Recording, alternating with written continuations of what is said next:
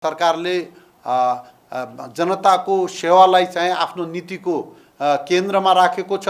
सुशासनलाई सरकारले केन्द्रमा राखेको छ र परराष्ट्र नीतिका सन्दर्भमा पनि हामी स्पष्ट छौँ। विगतका सरकारहरूले परराष्ट्र सम्बन्धलाई वैचारिक र मनोवैज्ञानिक आधार दिएर कतिपय देशसँगको सम्बन्ध जुन सुमधुर हुनुपर्ने थियो त्यो सुमधुरतामा चाहिँ असन्तुलन आएको बीचमा महसुस भएको थियो। यो बीचमा यो सरकार गठन भइसकेपछि कतिपय विगतका सरकारले पनि यसमा मेहनत गरेको छ। यो अन्तर्राष्ट्रिय जुन हाम्रो सम्बन्ध छ, परराष्ट्र जुन सम्बन्ध छ, यसलाई हामीले राष्ट्रिय स्वाभिमानमा आधारित बनाउने, यसमा राष्ट्रिय एकतालाई मजबुत गर्ने गरेर यो सम्बन्धलाई अगाडि बढाउने र हामीले अन्तर्राष्ट्रिय सम्बन्धलाई परस्पर लाभका आधारमा पनि हामीले यो सम्बन्धलाई विकास गर्ने गरेर यो सरकारले अगाडि बढिराखेको छ।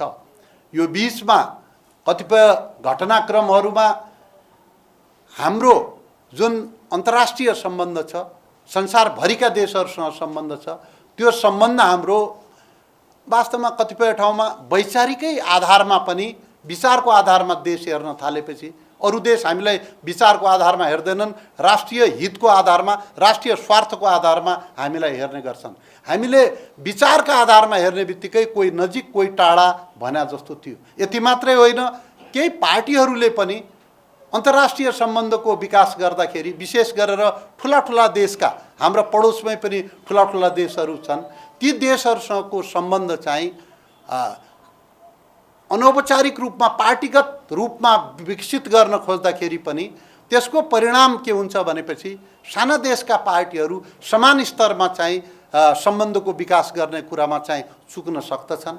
यसरी चुकेका खण्डमा हाम्रा पार्टीहरूको पनि विश्वसनीयता र स्वतन्त्रता चाहिँ कुण्ठित हुन सक्दछ। त्यसकारण अहिलेको अवस्थामा अन्तर्राष्ट्रिय सम्बन्धहरू दुई देशको बीचका सरकारहरूका बीचमा परस्पर राष्ट्रिय, मैले भनिसकेको छु, राष्ट्रिय स्वाभिमानलाई आधार बनाएर, राष्ट्रिय एकतालाई आधार बनाएर र जनस्तरमा जुन हाम्रा विभिन्न छिमेकीहरूसँग सम्बन्ध छ त्यसलाई पनि घनीभूत गरेर हामीले चाहिँ अगाडि बढ्नुपर्ने अवस्था छ। यसमा हाम्रो अन्तर्राष्ट्रिय सम्बन्ध, विदेश नीति विशेष गरेर पार्टीको छुट्टै हुने कुरा मात्रै होइन कि यसमा सबै पार्टीहरूका बीचमा चाहिँ सहमति हुन सकोस्। हामी विदेश नीतिका बारेमा, रक्षा नीतिका बारेमा हामी एकै ठाउँमा पुग्न सकौँ भनेर हाम्रो कोसिस छ, प्रयत्न छ र यदि कसैको अरू पार्टीहरूको पनि त्यो अपेक्षा छ भने सरकार त्यसमा चाहिँ दृढतापूर्वक, उदारतापूर्वक सबैका विचारहरूलाई राष्ट्रिय सहमतिका लागि ग्रहण गर्न तयार रहेको कुरा पनि म साथीहरूसँग स्पष्ट गर्न चाहन्छु।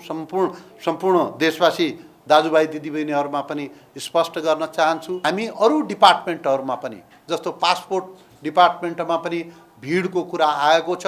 विशेष गरेर सरकारको उच्च स्तरमा हामीहरू छलफल गरिरहेका छौँ कि यो बायोमेट्रिकदेखि लिएर विभिन्न कुराहरू एकै सरकारले, हाम्रै सरकारी कार्यालयहरूले पटक पटक ठाउँ ठाउँबाट किन गर्ने, खर्च दोहोरो परिरहेका छ। जुन ठाउँबाट हामीले चाहिँ यस्ता सेवा सुविधा राज्यले चाहिँ प्रबन्ध गर्नुपर्ने हो, यस्ता व्यवस्था गर्नुपर्ने हो, त्यो एकै ठाउँबाट स्तरीय दिन सक्यौँ भनेपछि हामीले चाहिँ खर्च पनि मान्छेहरूको बढ्छ, मान्छेले चाहिँ ज्यादा समयको बर्बादी पनि गर्नु पर्दैन र प्रशासनिक काम पनि सहजीकरण हुन्छ। यसका लागि मैले चाहिँ पासपोर्टमा पनि आवश्यक सहजीकरण गर्नका लागि सम्बन्धित निकायलाई निर्देशन दिइसकेका छु र यसमा सम्बन्धित मथिल्लो तह, उच्च तह पनि, विशेष गरेर अरू मन्त्रालयसँग सम्बन्धित यसमा केही मुद्दाहरू छन् भने पनि अरू मन्त्रालयसँग पनि कुराकानी गरेर, छलफल गरेर यसलाई चाहिँ समाधान दिने बारेमा हामी अगाडि बढ्ने कुरा पनि म यहाँहरूसँग स्पष्ट गर्न चाहन्छु।